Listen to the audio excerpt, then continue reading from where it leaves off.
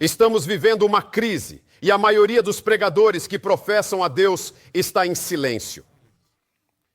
Mas deste púlpito não haverá silêncio, porque Deus me deu um mandato.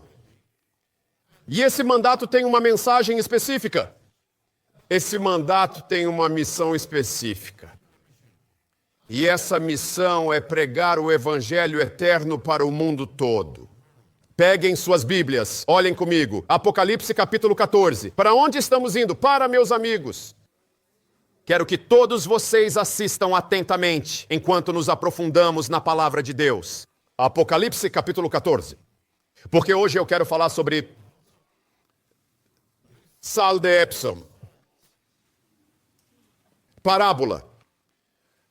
Alguém sabe o que é sal de Epsom? Minha esposa, minha família pode lhes contar isso repetidamente. Em uma semana, tomo vários banhos de imersão na banheira de casa e coloco sal de Epsom na banheira e apenas deslizo naquela água morna e relaxo, meus amigos.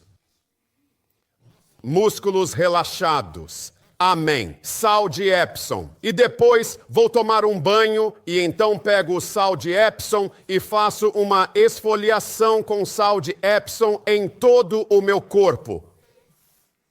Até aos pés. Sal de Epsom. E ao esfregar esse sal de Epsom com uma fricção moderada e agressiva na pele, ele dá um brilho à pele. Dá um brilho ao rosto, meus amigos. O brilho do sal de Epsom. E quero dizer isso a vocês, meus amigos. Ele também limpa o corpo, porque cria atrito natural na pele. Estimula os vasos sanguíneos abaixo da pele. Abre os poros da pele. E agora a pele pode eliminar os germes escondidos nesses poros. Você pode se sentir mais leve e renovado. E então, ao olhar no espelho, verá um tom rosado, um tom avermelhado, até mesmo um brilho no rosto. E minha pergunta hoje: esfoliação com sal de Epsom pode nos dar um brilho como sábado? Pode nos dar um brilho como sábado? Então, qual é a mensagem que deve nos dar o brilho do sábado? Qual é a mensagem que fará com que o povo de Deus reflita a luz de Cristo Jesus? Qual é a mensagem que fará com que o povo de Deus reflita a glória, o brilho do Deus do céu? Essa é a mensagem para a hora. Fui a uma casa específica, uma propriedade rural esta semana.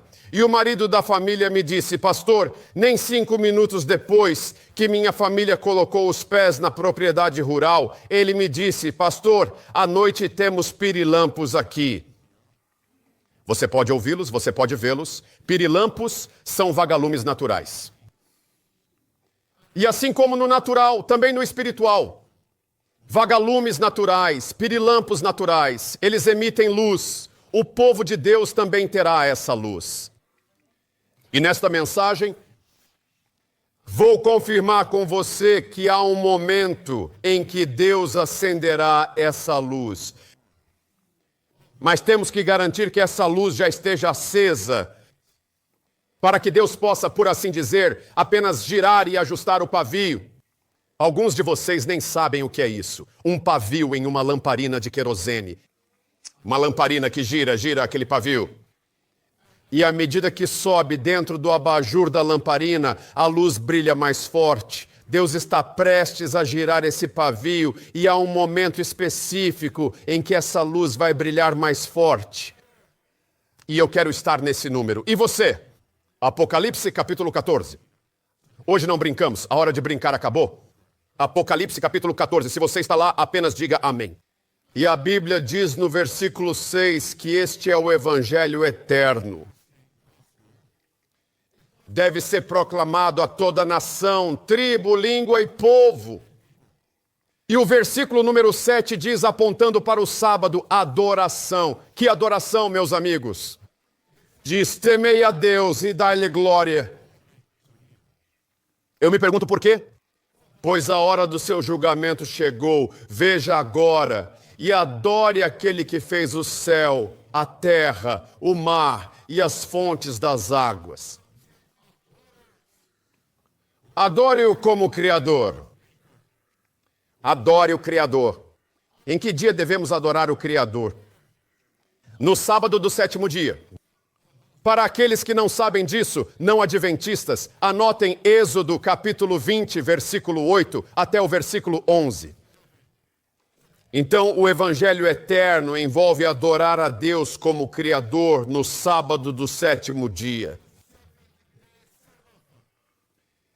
E essa é a nossa missão, essa é a nossa mensagem, esse é o nosso dom e chamado de Deus.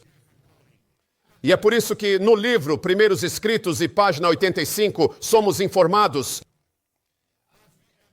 à medida que nos aproximamos do tempo de angústia, que o povo fiel de Deus deve pregar e proclamar o sábado mais plenamente. O que devemos proclamar? Essa é a mensagem do primeiro anjo do Evangelho Eterno.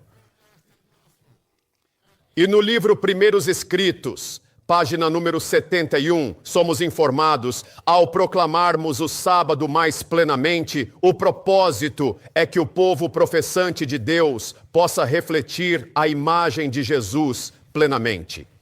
Mais uma vez, para que possamos refletir a imagem de Jesus Cristo plenamente.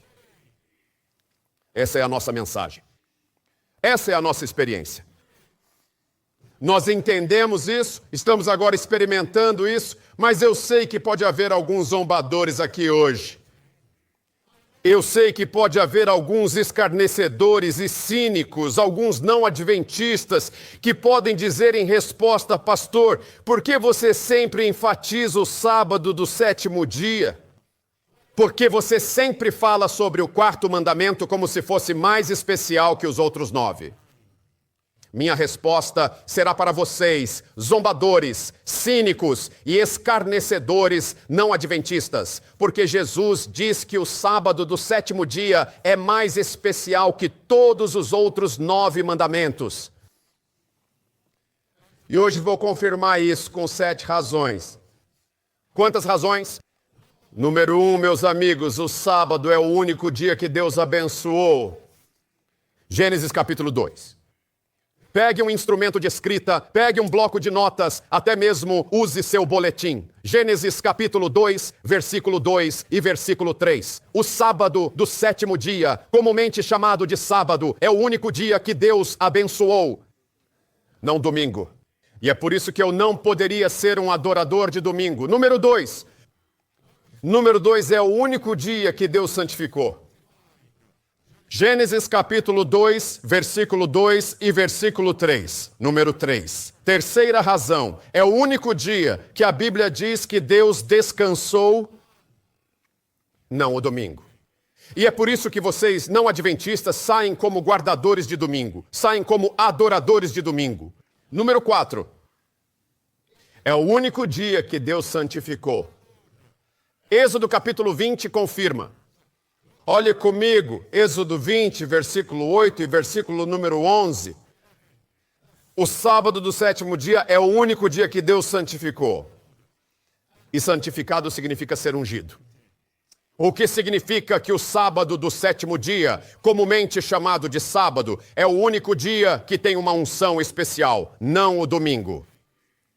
É o Espírito Santo que nos unge. Então, o sábado do sétimo dia, comumente chamado de sábado, é o único dia em que Deus especificamente derrama unção especial do Espírito Santo sobre aqueles que são sinceros. Não o domingo. Número 5. O sábado do sétimo dia é o único dia que Deus declara ser santo. Êxodo capítulo 31. A Bíblia diz no versículo 15, para confirmar, que é o único dia que Deus declarou ser santo, não o domingo.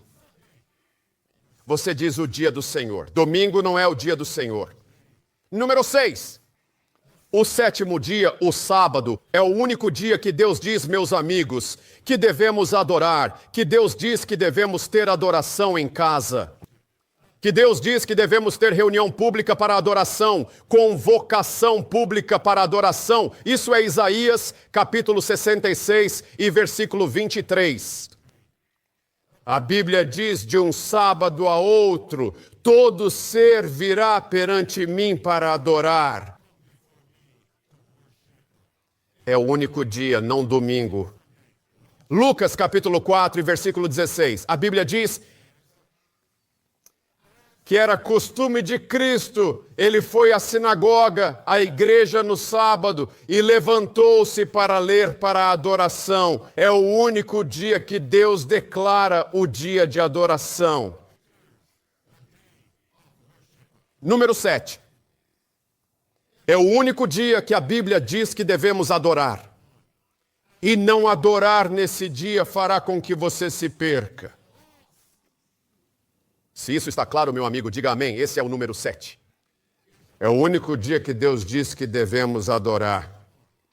E se você conscientemente, palavra-chave, conscientemente rejeitar o sábado de Deus e guardar qualquer outro dia, até mesmo domingo ou nenhum dia, a Bíblia diz que você se perderá.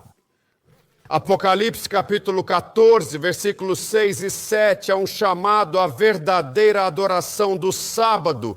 Eu cobri isso há alguns momentos. E agora, Apocalipse capítulo 14, versículos 9 e 10. A Bíblia diz que se alguém adorar a besta, adorar a imagem e receber sua marca, o mesmo receberá a ira de Deus e a marca da besta. Meus amigos, é domingo, adorado pela lei. Agora não diga que isso significa que posso adorar no domingo até que se torne a lei do país. Não, meu amigo, a Bíblia diz que na sua ignorância Deus ignora. Se você continuar adorando no domingo, depois de saber que não é bíblico e rejeitar o sábado, o dia de Deus, é chamado de pecado da presunção. E o pecado de presunção fará com que uma pessoa entristeça o Espírito Santo de Deus. É hora de deixar a falsa adoração. Olhe comigo, Hebreus capítulo 4. Vamos ler este. Número 7. O único dia que Deus colocou acima de todos os outros 9. O quarto mandamento. Hebreus capítulo 4. A Bíblia diz no versículo 3 que Deus criou o mundo. Essa é a fundação. Isso é Gênesis capítulo 1 e capítulo 2 e versículo 4. Deus descansou no sétimo dia. É um não adventista do sétimo dia. Aqui está o sábado do sétimo dia desde a criação no Novo Testamento. No Novo Testamento. Qual é a sua desculpa agora? Estou pescando almas. Olhe atentamente agora para o versículo 8. Se Jesus nos tivesse dado outro dia lá, a Bíblia diz que ele teria falado desse dia. Não há outro dia, nem domingo, segunda-feira, nem sexta-feira. É o sétimo dia de Deus, o Shabat comumente chamado de sábado. E o versículo 9 agora diz que resta um descanso para o povo de Deus. Pois aquele que entrou em seu descanso, esse é você e eu. Ele também cessou de suas próprias obras, somos nós, como Deus fez das suas. Em que dia Hebreus 4 diz que Deus descansou de seu trabalho o sétimo dia desde a criação? Isso é Novo Testamento. Deus não mudou o dia, o homem mudou esse dia. Então estamos seguindo Deus ou estamos seguindo o homem? E a adoração ao homem é a adoração a Satanás. Vou repetir que não brincamos aqui, tudo bem? A adoração do homem, a adoração ao trovão é a adoração ao diabo. Agora, se você não sabia, Deus aceitou sua adoração e louvor. Mas agora que você sabe, isso se torna rebelião e teimosia. E a rebelião é como um pecado de bruxaria e idolatria. E porque você rejeitou Deus, Ele te rejeitará. Isso é 1 Samuel capítulo 15. Não brincamos aqui. Verso 22 e verso número 23. Venha agora para o verso 11 de Hebreus capítulo 4. Vamos trabalhar. Vamos o quê? Vamos trabalhar, portanto, para entrar nesse descanso, para que ninguém caia o mesmo exemplo de incredulidade. Se isso está claro, meu amigo, diga amém. Então, se você rejeita o sábado do sétimo dia de Deus, a Bíblia diz que isso é incredulidade. A Bíblia diz que você cairá. E o que a Bíblia diz sobre Babilônia? Babilônia está caindo. Está caindo. Sai dela. Povo meu, se isso está claro, meu amigo, diga amém. 7 razões. O sábado do sétimo dia. 7 razões. O 4º mandamento é mais especial que todos os outros 9 mandamentos. Da próxima vez que alguém ousar dizer a você, você adventista do sétimo dia, sempre fala sobre o sábado, você dá a eles 7 razões. Se isso está claro, meu amigo, diga amém. Este é um centro para evangelismo agressivo e eficaz. Devemos ser alimentados com munição espiritual para ir e ganhar almas.